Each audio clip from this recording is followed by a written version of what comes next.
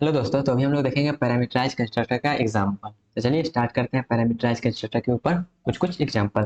सबसे पहले अपना वही लगा लेते हैं जो भी है। उसके बाद ये क्लास डिफाइन करते हैं। क्लास डिफाइन करते हैं टेस्ट नाम का ही, क्लास टेस्ट। क्लास टेस्ट यहाँ पे साथ में नहीं रहेगा, अलग अलग रहेगा। क्लास टेस्ट हमने डिफाइन कर लिया।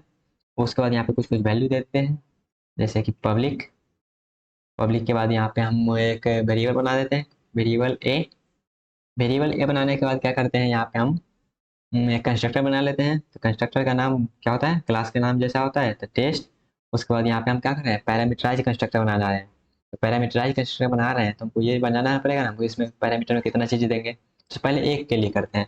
तो पहले एक के लिए करते हैं इंट। यहाँ पे बस डिक्लेयर कर रहे हैं, इसका हम डेफिनेशन बाद में देंगे इस क्लास के बाहर। यहाँ पे सेमीकोलन लगता है क्लास में। उसके बाद इसका हम डेफिनेशन पहले दे देते हैं। इसका डेफिनेशन देने के लिए क्लास बताना पड़ेगा किस क्लास का है, तो क्लास के साथ इसका स्कोप रेजोल्यूशन के साथ फंक्शन का नाम। उसके बाद यहाँ पे हम इंट एक्स कर देते हैं।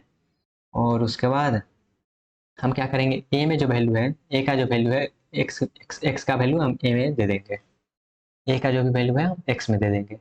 उसके बाद क्या करेंगे, उसके बाद ये काम हो गया। यहाँ पे एक प्रिंट भी करवा देते हैं क्या, पैरामीटराइज कंस्ट्रक्टर सी आउट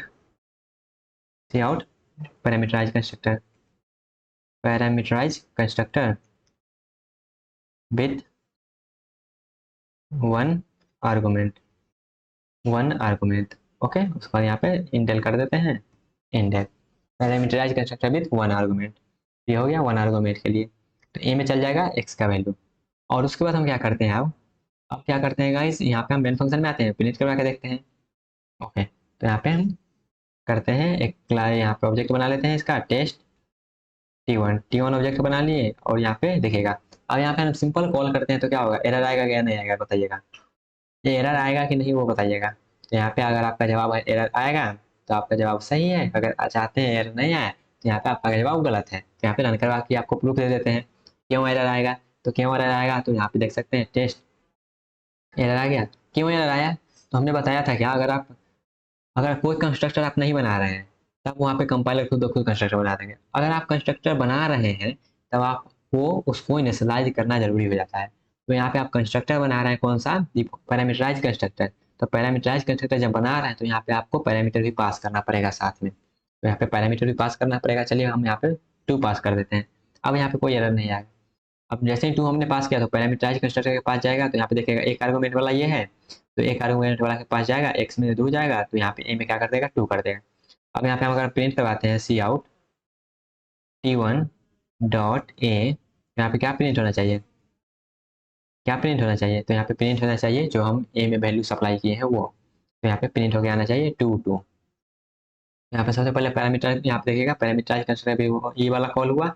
और उसके बाद ए में चला गया टू, तो यहाँ पे जो भी हम ए को प्रिंट करवा रहे थे इसका भी वैल्यू आ रहा है टू। ठीक है, इतना चीज क्लियर हुआ। तो ये तो एक पैरामीटर वाला के था। अब चलिए एक और यहाँ पे हम वेरिएबल बनाते हैं इंट बी। इंट बी करके हम यहाँ पे एक और वेरिएबल बनाते हैं। अब एक चीज हम यहाँ पे और बनाते हैं, ये जो था एक और यहाँ पे हम बनाते हैं, एक और कंस्ट्रक्टर बनाते हैं जिसमें दो पैरामीटर लेंगे। तो यहाँ पे सबसे पहले उसको डिफाइन करना पड़ेगा, डिक्लेयर कर देते हैं इंट कॉमा इंट। हम यहाँ पे डिक्लेयर कर दिए। डिक्लेयर करने के बाद इसका डेफिनेशन हम बाद में देंगे। चलिए बाद में देते हैं इसका definition test scope resolution test scope resolution test. उसके बाद यहाँ पे देखेगा int comma int, int comma int. और उसके बाद इसका डेफिनेशन यहाँ पे दे देते हैं। तो सी आउट करके पहले प्रिंट करवा देते हैं कौन सा कंस्ट्रक्टर, यहाँ पे कौन सा कंस्ट्रक्टर कॉल होगा, वन एक इंटीजर वाला या फिर दो इंटीजर वाला। यहाँ पे लिख देते हैं क्या, parameterise constructor with two argument. और उसके बाद इसको हम यहाँ पे इंडेल कर देते हैं। ओके गाइस, और उसके बाद यहाँ पे क्या करते हैं, फिर से ये तो इसके लिए हो गया। अब यहाँ पे एक और हम चीज करते हैं क्या, एक और क्रिएट करते हैं ऑब्जेक्ट टेस्ट T2। और यहाँ पे हम क्या करते हैं, कॉल करते हैं इस बार 4,5 देके, 4,5 देके यहाँ पे हम कॉल करते हैं। ठीक है, तो यहाँ पे वैल्यू भी सेट करवा देते हैं गाइस, वैल्यू सेट करवा दें। चलिए वैल्यू सेट करवा देते हैं। तो ए में हम सेट कर देते हैं क्या, a equal to, sorry sorry sorry, यहाँ पे एक्स और यहाँ पे वाई लगाना पड़ेगा, कोई एक वेरिएबल का नाम लगाना पड़ेगा, नहीं तो एरर आएगा। ठीक है, क्योंकि यहाँ पे डेफिनेशन दे रहा है। तो ए में चल जाएगा मेरा एक्स का वैल्यू और वो बी में चल जाएगा मेरा वाई का वैल्यू। ओके, उसके बाद ये कॉल होगा। तो इसके बाद हम यहाँ प्रिंट भी करवा देते हैं इसको। तो यहाँ पे कर देते हैं सी आउट, सी आउट। उसके बाद यहाँ पे हम प्रिंट करते हैं T2 डॉट ए। उसका थोड़ा सा स्पेस देके यहाँ पे प्रिंट कर देते हैं क्या, T2 डॉट बी। उसके बाद इंडेल, ये हो गया। उसके बाद चलिए अब कॉल करवाते हैं। तो कॉल करवा देते हैं गाइस। तो पहले वाले के लिए सेम चीज होगा, पहले वाला के लिए पहला वाला कॉल होगा वो एक आर्गुमेंट वाला, और दूसरा वाला के लिए 2 आर्गुमेंट वाला कॉल होगा। तो यहाँ पे देख सकते हैं पैरामीटराइज कंस्ट्रक्टर विद 1 आर्गुमेंट। इसके लिए क्या होगा, इसके लिए मेरा एक आर्गुमेंट वाला कॉल हुआ। क्यों, क्योंकि यहाँ पे हम एक ही आर्गुमेंट पास कर रहे हैं। तो यहाँ पे एक ही आर्गुमेंट पास कर रहे हैं, तो यह दिखाएगा क्या, ये देखेगा कि कौन सा फंक्शन मेरा, कौन सा कंस्ट्रक्टर में एक आर्गुमेंट ले रहा है। वो वाला के पास जाएगा, वो वाला कॉल करवा देगा। तो यहाँ पे देखिए ये वाला कॉल हो गया है, ठीक है। अब यहाँ पे क्या होगा, फिर सेकंड वाला में क्या होगा, सेकंड वाला में यहाँ पे देखिएगा 2 आर्गुमेंट हम पास कर रहे हैं। तो 2 आर्गुमेंट हम जब पास कर रहे हैं तो ये देखेगा कौन सा कंस्ट्रक्टर में 2 आर्गुमेंट ले रहा है। तो यहाँ पे कौन सा कंस्ट्रक्टर ले रहा है, ये वाला कंस्ट्रक्टर ले रहा है। तो उस वाला में जाएगा और ये अभी का वैल्यू चेंज कर देगा और उसको प्रिंट करवा देगा। तो ये जो हम ये काम कर रहे हैं ना गाइस, कंस्ट्रक्टर एक ही है, बस उसका आर्गुमेंट हम अलग अलग बोल रहे हैं। इसको बोलते हैं कंस्ट्रक्टर ओवरलोडिंग। क्या बोलते हैं, कंस्ट्रक्टर ओवरलोडिंग बोलते हैं इसको, ठीक है। हम आगे वाला देखेंगे जब कंस्ट्रक्टर ओवरलोडिंग वाला देखेंगे। बस यहाँ पे नाम जान लीजिए, ये कर रहे हैं ओवरलोडिंग, मतलब यहाँ पे ये कर रहे हैं। देखिए फंक्शन मेरा एक ही है, फंक्शन का नाम सेम है, बस उसका आर्गुमेंट अलग अलग कर रहे हैं। फंक्शन का नाम सेम है, उसका आर्गुमेंट हम अलग अलग कर रहे हैं। तो इसको बोलते हैं क्या, इसको बोलते हैं फंक्शन। जब हम फंक्शन का बात करेंगे तो उसको बोलते हैं फंक्शन ओवरलोडिंग, लेकिन यहाँ पे कंस्ट्रक्टर के काम कर रहे हैं। कंस्ट्रक्टर मेरा नाम सेम है कंस्ट्रक्टर का, उसका आर्गुमेंट अलग अलग है, तो वहाँ पे इसको बोलते हैं कंस्ट्रक्टर ओवरलोडिंग।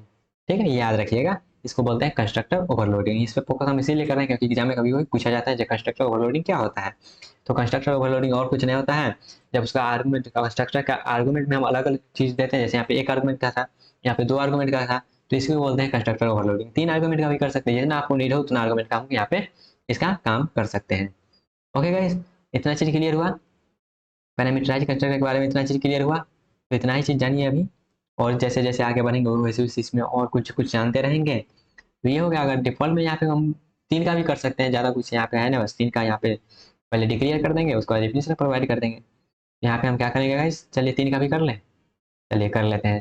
तो यहाँ पे 3 का हम यहीं पे डेफिनेशन दे देंगे, बाहर में नहीं देंगे, ताकि आपको सब वैरायटी का यहाँ पे मिल सके। तो टेस्ट, यहाँ पे टेस्ट, उसके बाद यहाँ पे कर देते हैं int x comma int y comma int z. ये कर दिया। एक और यहाँ पे वेरिएबल बना देते हैं इंट सी, और उसके बाद क्या करते हैं, इसका डेफिनेशन यहाँ पे प्रोवाइड कर देते हैं। तो यहाँ पे डायरेक्ट हम सी आउट करवा देते हैं, सी आउट। ये मेरा हो गया 3 आर्गुमेंट के लिए ना। तो यहाँ पे करते हैं पैरामीटराइज कंस्ट्रक्टर विथ 3 आर्गुमेंट, और उसके बाद यहाँ पे हम क्या करते हैं, इंडेल कर देते हैं, बात खत्म करते हैं अपना। यहाँ पे ये लगाने का कोई जरूरी नहीं था, इसको हटा देते हैं, डायरेक्टली हम पिन करवा देते हैं। ओके, तो चलिए अब यहाँ पे हम 3 वाला के लिए कॉल कर देते हैं। 3 वाला के लिए बस कॉल कर देते हैं टेस्ट 3, और उसके बाद यहाँ पे हम कर देते हैं 1,2,3। 3 आर्गुमेंट के लिए तभी ये जाएगा 3 वाला के पास जाएगा। तो 3 वाला के पास जाके 3 वाला फिर करवा देंगे। तो इसको बोलते हैं कंस्ट्रक्टर ओवरलोडिंग, हम जो कर रहे हैं अभी। तो यहाँ पे T2 प्रीवियसली, तो यहाँ पे हमने T2 यहाँ पे 2 बार डिक्लेयर कर देते हैं, यहाँ पे कर देते हैं T3। ओके, क्योंकि ऑब्जेक्ट का नाम सेम नहीं हो सकता है, जैसे वेरिएबल का नाम सेम नहीं हो सकता है वैसे ही यहाँ पे आप देखिए 3 वाला प्रिंट हो जाएगा। ओके गाइस, तो यहाँ पे हम आउटपुट आने का वेट करते हैं। तो यहाँ पे देखिए पैरामीटराइज कंस्ट्रक्टर में 3 आर्गुमेंट, सब कुछ सही चला है। तो इसी को बोलते हैं क्या, कंस्ट्रक्टर ओवरलोडिंग। और पैरामीटराइज कंस्ट्रक्टर का भी एग्जांपल हमने देख लिया। ओके, तो पैरामीटराइज कंस्ट्रक्टर का देख लिए। और यहाँ पे हम मानते हैं क्या, एक चीज और इसमें हम देख लेते हैं। जैसे यहाँ पे हम क्या करते हैं, यहाँ पे हम जैसे देखिए टेस्ट, एक ऑब्जेक्ट बनाते हैं टेस्ट T4, और यहाँ पे हम पास करते हैं क्या 6, यहाँ पे पास करते हैं 6। तो यहाँ पे क्या होगा, तो यहाँ पे हम इसके वैल्यू को भी चेंज करवा सकते हैं। यहाँ पे सी आउट कर देते हैं, कंट्रोल C कंट्रोल V, और यहाँ पे हम करते हैं T4। तो यहाँ पे क्या होगा, यहाँ पे 6 प्रिंट हो जाएगा। ओके, तो ये सब तो आपको आता ही होगा, ये सब आपको आ ही गया होगा। हम उसके वैल्यू को भी चेंज कर सकते हैं। तो ये बस यही हम वैल्यू चेंज करके आपको दिखाए हैं कि पैरामीटराइज कंस्ट्रक्टर में क्या होता है, हम जैसा वैल्यू यहाँ से पास करेंगे वैसा ही वैल्यू वहाँ पे जाके इनिशियलाइज होगा। ओके गाइस, तो आई होप आपको ये क्लियर हो गया होगा। मिलते हैं नेक्स्ट लेक्चर में।